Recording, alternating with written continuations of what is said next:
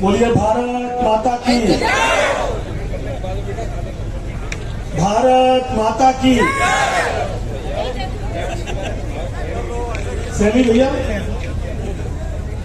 सैली भैया जिंदाबाद, जिंदाबाद जिंदाबाद, सैली भैया जिंदाबाद, जिंदाबाद। मेरे साथ मैं कुछ और कहना चाह रहा हूँ।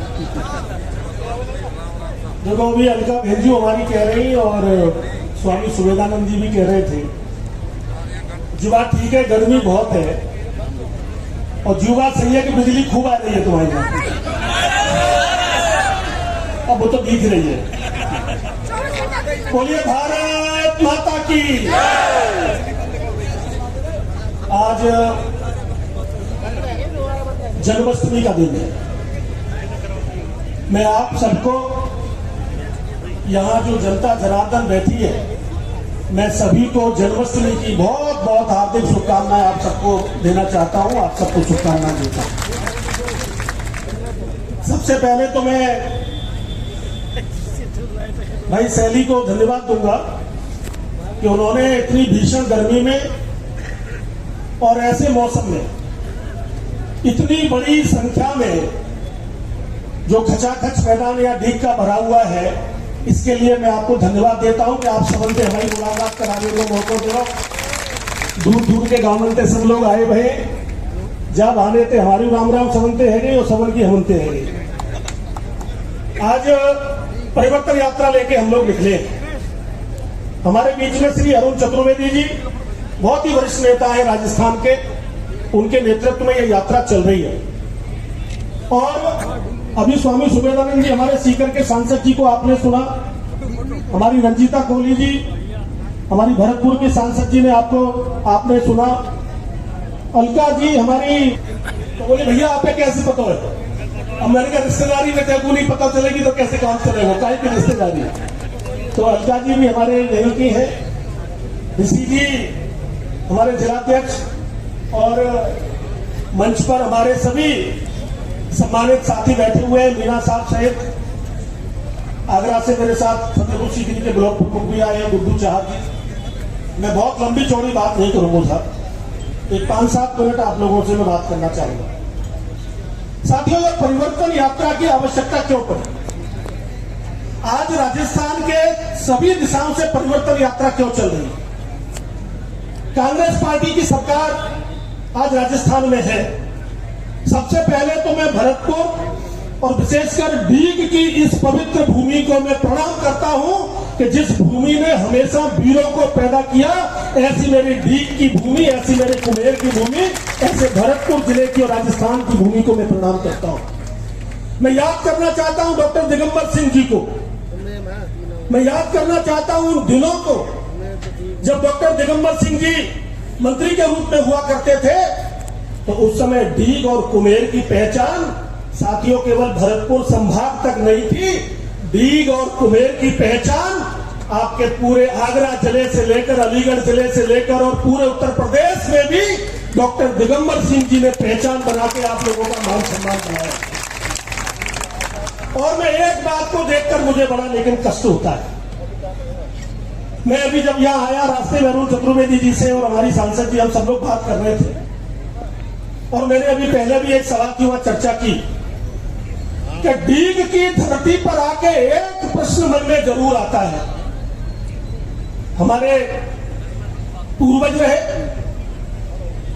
हमारे मान और सम्मान रहे, हमारे स्वाभिमान को उन्होंने पूरे देश में बढ़ाया। निर्दलीय विधायक के रूप में वो सोना बढ़ाने का काम करते थे, ऐसे राजा मान सिंह जी। मैं राजा मान सिंह जी को भी याद करना चाहता हूं आज के दिन, लेकिन मुझे बड़ा कष्ट होता है। और मैं आप लोगों से निवेदन करने आया हूं, चुनावों के समय जब आऊंगा, लेकिन आज मैं विशेष रूप से आपसे प्रार्थना करने आया हूं। इसी डीग के अंदर राजा मान सिंह जी की हत्या की गई थी, ये वही डीग है। और राजा मान सिंह जी की हत्या क्यों की गई थी कि राजा मान सिंह जी के आपके प्रतीक किले पर झंडे को उखाड़ने का काम कांग्रेसियों ने किया था। जिस आपके झंडे को कभी मुगल नहीं उखाड़ पाए, जिस आपके झंडे को कभी अंग्रेज नहीं उखाड़ पाए, उन कांग्रेसियों ने आपको चुनौती दी थी और राजा मान सिंह जी के समय पे आपको याद होगा आपका झंडा उठाने का काम किया था इन कांग्रेसियों ने। लेकिन मुझे बड़ा कष्ट होता है जब सुनने में आता है कि डीग से, मैं किसी का नाम नहीं लेता, मैं सबका सम्मान करता हूं, लेकिन जिस कांग्रेस सरकार के समय पर यह घटना घटी और राजा मान सिंह जी ने आपके स्वाभिमान और सम्मान को बचाने के लिए उस समय के मुख्यमंत्री शिवचरण लाल माथुर के हेलीकॉप्टर को तोड़ने का काम किया। लेकिन इसी डीग में कांग्रेस के नेताओं ने सरेआम हमारे राजा मान सिंह जी की हत्या करने का काम किया था। आपको याद होगा साथियों, इससे बड़ा शर्म की बात कोई हो नहीं सकती। आज वही कांग्रेस अगर डीग और कुम्हेर से जीत कर जाती है तो ये हमारे लिए लानत की बात है। उस कांग्रेस को छूना नहीं चाहिए, उस कांग्रेस की तरफ देखना नहीं चाहिए। साथियों, ये घटना जब घटी थी आगरा के अंदर 2-3 सीटें कांग्रेस जीतने जा रही थी उस जमाने में, लेकिन जैसे राजा मान सिंह की हत्या डीग के अंदर हुई, आप पता लगा लीजिए कांग्रेस उसके बाद आज आगरा के अंदर पैदा नहीं है। चले जाइए किसी भी सीट पर, कांग्रेस की जमानत नहीं बचती आगरा के अंदर। जब आगरा के लोग आपसे ये रिश्ता निभा रहे, जब हमारे फतेहपुर सीकरी संसदीय क्षेत्र के लोग आपसे ये रिश्ता निभा रहे, तो मैं आपसे प्रार्थना करने आया हूं, आप भी इस रिश्ते को निभाइए।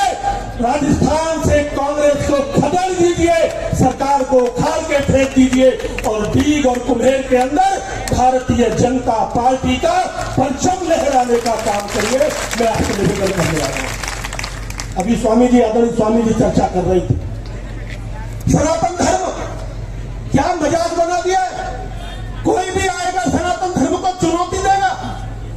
पिछले दिनों स्टालिन के लड़के ने आपने अखबारों में पढ़ा होगा, सनातन धर्म को चुनौती दी और कहा ये सनातन धर्म मलेरिया के मच्छर की तरह है, ये सनातन धर्म डेंगू के मच्छर की तरह है। बताइए, आज सनातन धर्म को अभी महाराज जी ने कहा। मैं कहना चाहता हूं कि अभी ए राजा ने, जो डीएमके का नेता है, उसने भी सनातन धर्म को चुनौती देने का काम किया। मैं आपको एक कहानी बताना चाहता हूं साथियों। डीग के अंदर मुझे याद आता है एक चेहरा और, गोकुला जाट का। गोकुला जाट का वो चेहरा याद आता है। आप याद करिए, किसानों की सेना लेकर मुगलों के अन्याय के खिलाफ अगर लड़ने का सबसे पहले किसी ने काम किया था तो सिंसनी के गोकुला जाट ने तैयार करके किया था। हाथों में हथियार उठाए थे, चुनौती दी थी मुगल साम्राज्य को, और मुगल साम्राज्य को चुनौती देकर औरंगजेब के सेनापति को हराकर भेजा था 20,000 किसानों की सेना लेकर। एक समय आया, युद्ध करते करते गोकुला जाट गिरफ्तार हो गए। उन्हें आगरा के कोतवाली में उनको साथियों बंद किया गया था। गोकुला जाट को चौराहे पर बुलाया गया, उनसे कहा गया, औरंगजेब ने कहा तू अपने अगर प्राणों की रक्षा चाहता है तो मुगल शासन को स्वीकार कर ले, इस्लाम धर्म स्वीकार कर ले, सनातन को छोड़ दे। गोकुला ने कहा मेरे शरीर के टुकड़े टुकड़े कर दो, लेकिन मैं सनातन धर्म को छोड़ने वाला नहीं हूं, मैं सनातन को छोड़ूंगा नहीं। और साथियों, गोकुला जाट के शरीर के टुकड़े टुकड़े किए गए, एक एक अंग काटा गया और हर अंग से उसने यही पुकारा, सनातनी हूं, सनातनी रहूंगा, जीते हुए मैं कभी मुगल नहीं बन सकता, कभी मैं मुसलमान नहीं बन सकता। उसके टुकड़े किए गए। वो जो फव्वारे उनके बॉडी से छूटे, आपको याद होगा फव्वारा चौराया आगरा के अंदर है।